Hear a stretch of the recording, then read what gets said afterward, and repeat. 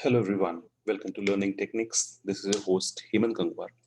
And today we are going to extend our Ansible Tower knowledge so that we can write a new playbook and execute through it. So before moving ahead, let's first deal with the prerequisites. So the user which I'm going to use should have sufficient rights to connect to the service which I require. So first connect to my Ansible user. So in my case, it's class break.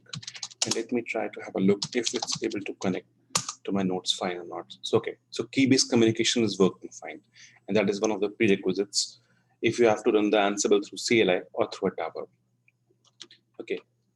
So let's move back to the GUI again and start from there. Okay. This is a general admin dashboard. So it's not a good practice to execute everything from the admin portal. So let's create a user for ourselves first. Okay. So you can provide any name. So let me add my name to the user and the organization. Okay, by default it will be taking the current organization only. So that's fine. Let me give a name. Cat.com username.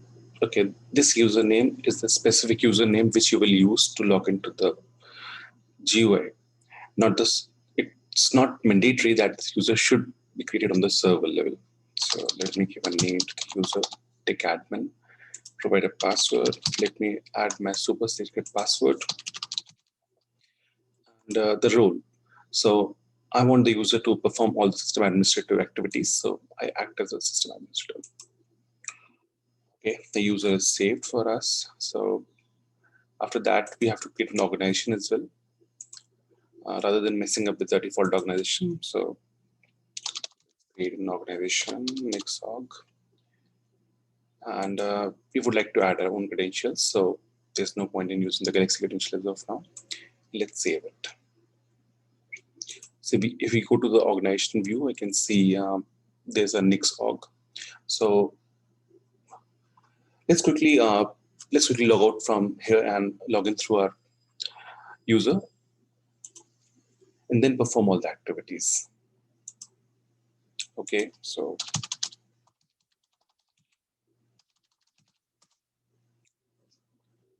okay, this is the normal user which I have created. It has the system admin rights, so it should be able to see the organization for myself. So there are some key elements that are required, though teams and admins are not mandatory, but rest of the fields need to be propagated. So let's first propagate in our new organization the user which we want to use. So let me select the tech admin one. With this user rights, my playbooks will be executed, or the templates will be executed. Okay, so my user is created. Now move towards the second section, is inventory. Let's create an inventory for ourselves. So I'm creating a static inventory. Let's provide a name for the inventory. Okay, and the organization to which we want to map it is Nexorg. Okay, and I'm not providing any variables as of now. We will be using simple structure. So let's save it. Okay, the inventory is created. So now we can go ahead and add the host from here. Either you can select the inventory from here or you can add a host from here. Press this plus icon and enter your host name. So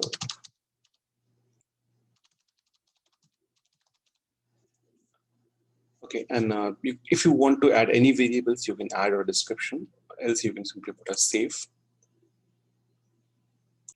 Well, so with power of editing, we have added already the 4 users for you. You have to generally perform the same procedure which we have done previously. So that's fine. Now let's add a credential, the user credential which we'll be using to run the playbooks. So create a new credential. So put scripts. Then the organization I want to use my new organization, select the organization, select credential types.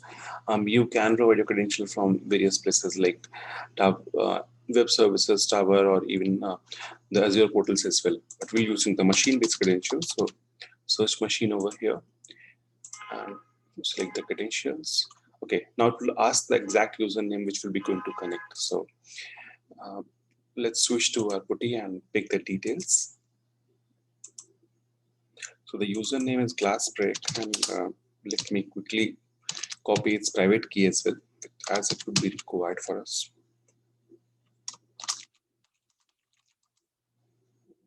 Okay, my bad. I'm going to do the wrong system. So this is the private key. Let me copy that private key. So name of the user, password I'm not providing. I'm using the key-based authentication. So I'm pasting the key over here. Then privilege escalation method.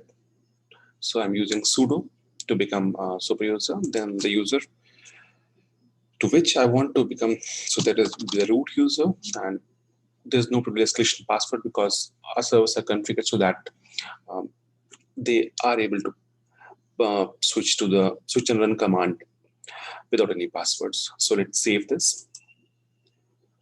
So now we have our specific credentials ready as well. So now go ahead, create a project and then a template. If you go to the organization tab again, we can see some of this things starting to fill for us. So go for the project once. Okay, so let's create a project. The requirement of project is just to tell exactly from where we are going to pull our playbooks. So providing an Nix.org, selected. Now check STM type. I'm using my manual method to pick the things from my server end. So it will be looking inside val laybox projects if it is able to find a directory. So yes, we have created a directory inside that, and the directory name is playbooks. So it will look into this specific location to identify the playbooks or to search for the playbooks. Let me save it. Now let's create a template, and template will be the actual thing that will help you in executing the playbooks. So let's create a template from here. Give a user-friendly name to a template. So I'll give mix verify stats, and description is fine. You can which type of playbook you want to run. You only want to check something, or you want to execute the command on the server. So I'll be proceeding with run. Now the inventory over which you want to execute, that will be my select inventory. Then the project it has taken itself. Now, or you can change the project from here as well if you have enough rights. This user only have a view of this project only, so it's selecting that this one. Now choose a playbook. So I have a couple of playbooks written for myself. I'll be using a simple verify playbook. Then credentials, we have one. So select those credentials as well. Let's put the verbosity as normal. These are the normal things which you want to put. Do you want to use any tags? Give the tag name or skip any specific tags or put any labels. That's fine. Apart from that, I would love to enable the privilege escalation so I don't have to wait or provide a password. Any variables you want to use, the runtime, the option which you give is -e, you can provide over here, and then you can save it. Okay, so once my template is saved, it's visible to me. Let's move back to the organization section and see if all mandatory fields are completed. That's fine. So let's execute the template and see if it worked for us. You'll find a rocket sign over here. Just press it. Expand the session.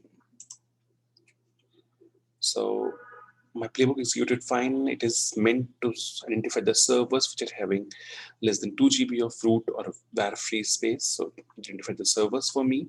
So in this way, we executed the playbook through our tower. If you want to schedule it, there's also a scheduling option.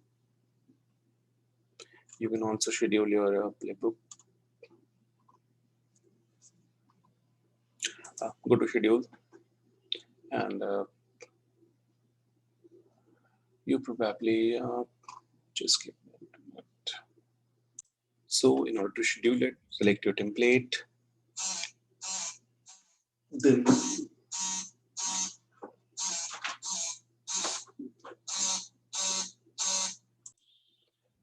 go to template, then proceed with the schedule option over here. add a schedule, how you want to run the playbook, if you want to provide a name to a schedule so that you don't have to run every time. So custom, and from when you want to start it and the time you want to start, let's leave it. And the repeat frequency, we want to run every minute, every hour, every day. So I'll put it over a day, and it will give you a schedule exactly how it will run. So once you're fine, you can save the schedule. So now this playbook will be keep on repeating itself. It will provide you the time when we're going to run first time. So we can go back to the dashboard. So that's all from my end in this video. Do let me know how you find it and do practice it as well. So thank you very much. Have a nice day.